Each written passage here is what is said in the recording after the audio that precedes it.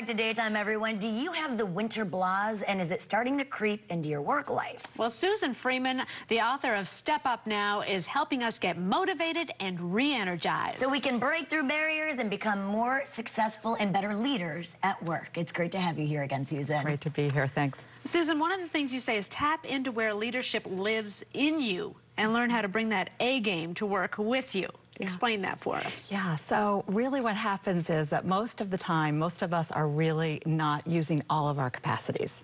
So the quickest way to be able to access your capacities is to learn to stop reacting and start responding. The way in which we do that is we just dial down the highly active sympathetic nervous system through breath. Okay. So if you can learn literally to just take a few deep breaths from the belly, it will silence those habitual repetitive thoughts that keep us running around in circles like hamsters on a wheel, where we can't actually choose the response that we want to have.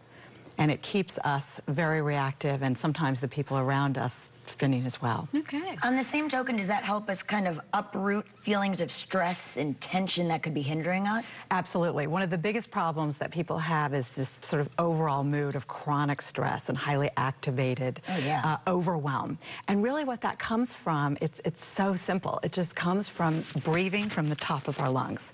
So the shallow breath of the top of the lungs, which is where we're breathing most of the time, creates stress and anxiety. And it's flooding our body with these chemicals that are keeping us very, very tense, and we get sweaty palms. I've noticed that before. When you become aware of it, you realize, oh my gosh, my shoulders are up here. Oh yeah. Yeah. I've got a knot right there, the size of, you know, the size of Texas. Contracted shoulders, tense jaws, sweaty palms, you know, butterflies in the belly.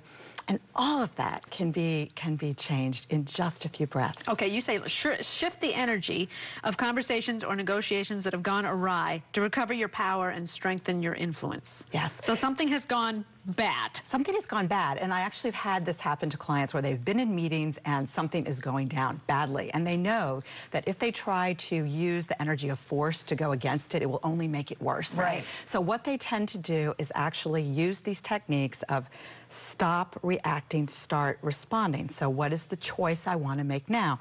They breathe deeply, they dial down the activated systems in their body so that they can then begin to look and see, what would I need to do now that would most impact this situation? So it essentially calms them down and helps them think more logically or rationally. Rationally, exactly. And then what happens in a room full of people is that you don't even have to tell people to do it.